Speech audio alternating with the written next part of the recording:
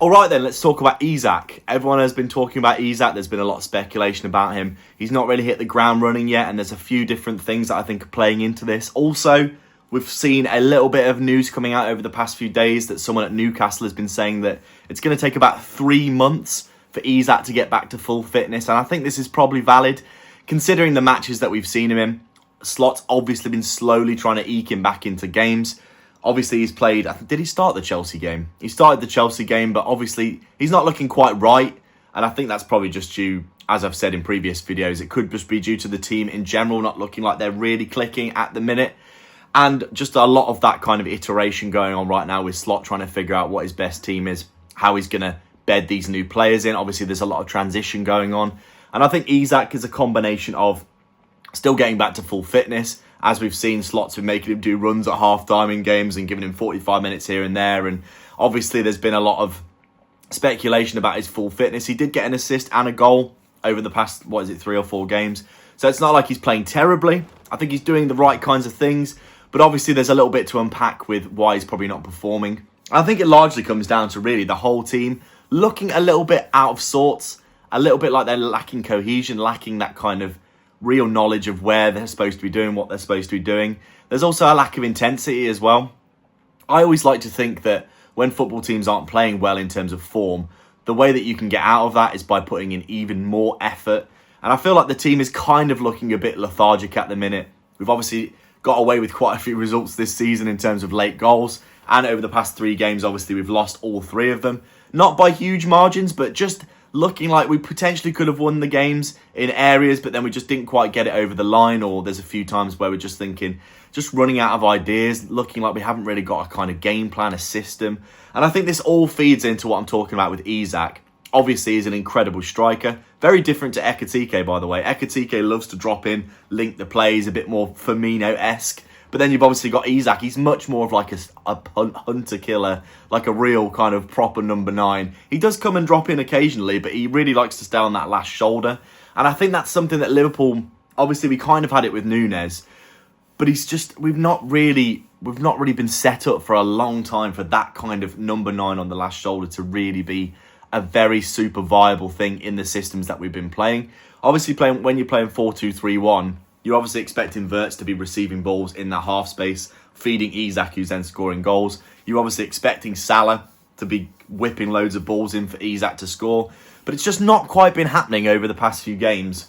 Especially in that Chelsea game, I think Salah obviously had 3 or 4 or 5 opportunities where he was in behind, and he had opportunities to square the ball early into Isak, and he didn't do it.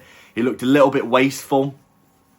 He got obviously cut inside twice, I think, and then completely missed the target. Didn't even hit the target, or even, you would be expecting Salah from last season, for example, to be scoring those chances when he's coming in, chopping inside from that right-hand side and then scoring, like we've seen for so many years now. And I think it's just, the Isak thing's an interesting one, isn't it? I definitely think he has looked a little bit like he's not fully fit. But I could argue that about a lot of our players, to be honest. And I think maybe it just comes down to there's a little bit of a lethargy about the team. Obviously, the Jota situation, I think, has definitely took the wind out of some of the players' sails. Konate's looked so distracted this season, giving the ball away an unbelievable amount of times. Not even under pressure, just giving the ball away sometimes. And then obviously we've got McAllister, who doesn't look fully fit either, who's a huge miss. He does play some of the games at the minute, but in my opinion, he still doesn't look fully fit. We've obviously got we've got Frimpong, who's supposed to be playing right back, who's not really playing. He's tried playing Bradley there, who doesn't look comfortable either, probably because he's having issues with Konate as well. And then you've obviously got Kirkes on the other side, who looks like he needs to settle more as well. In fairness, I think he's probably settled a bit better in the past few games, in my opinion. But obviously, he looked very frantic at the start of the season.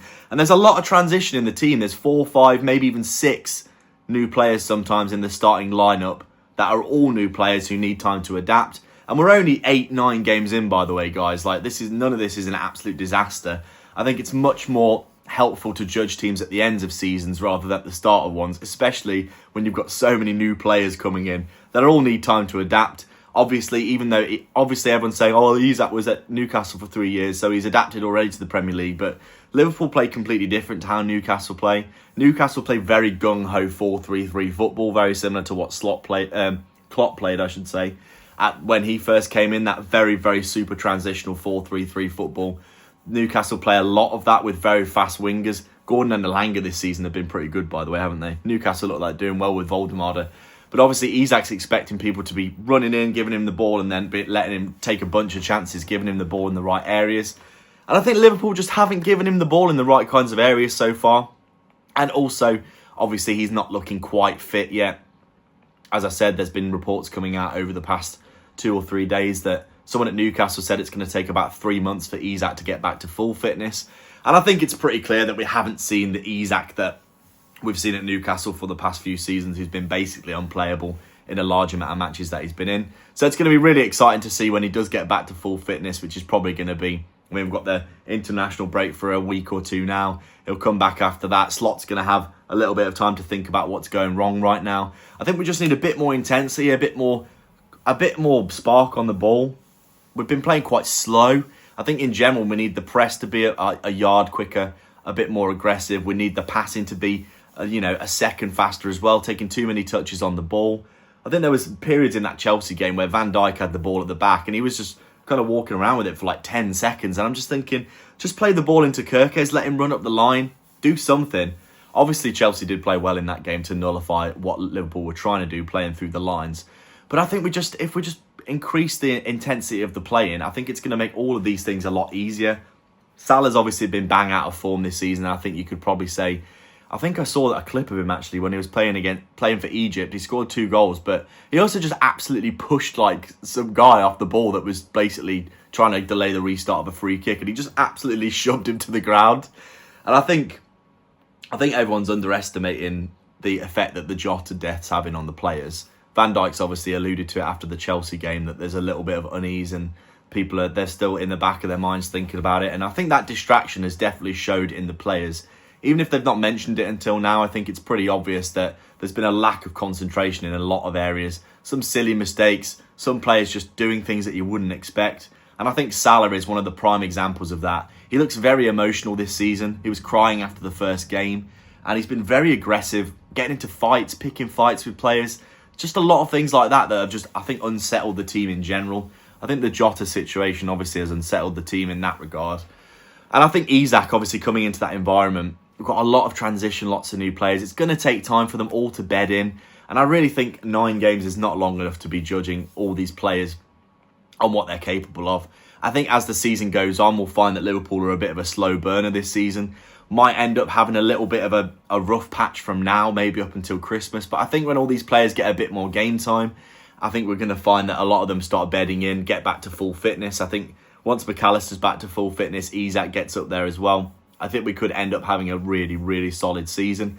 But as I said in my previous video, I actually wrote this whole season off once I saw what happened to Jota. Because I just thought all the players are just going to be so distracted by that. The whole season's just going to be tainted because in the back of their heads, they're just going to be thinking about it.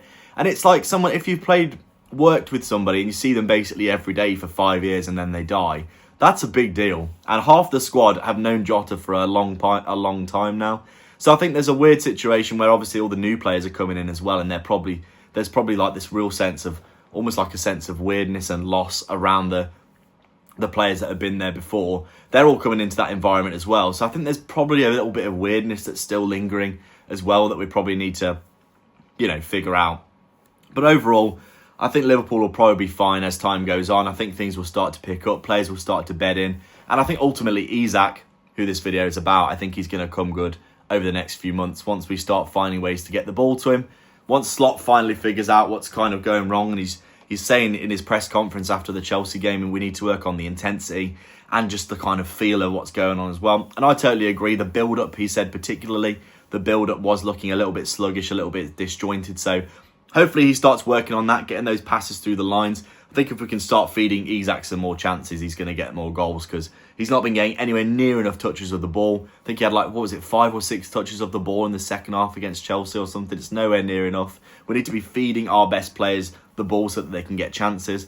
And I think all of this is going to be fine. Liverpool are going to be fine. Right now, Isak just coming back up to fitness and Liverpool going through a little bit of a period where they just need to figure out what they're doing, pick up the intensity, get a little bit more cohesion, figure out a little bit more how they're going to, create these triangles, create these areas where they can exploit. Overall, I think they're going to be fine, but right now just looking a bit out of sorts. But I think over the course of the season with the new players coming in, I think they'll bed in and the players will adapt and things will get better for Isak as well as he comes back into form. So, as always, guys, I appreciate you watching. Let me know your thoughts down below. Do you think Isak is washed or do you think he's going to come good? Obviously, I think he's going to come good. Like and subscribe and leave a comment and I'll catch you in the next video. Cheers.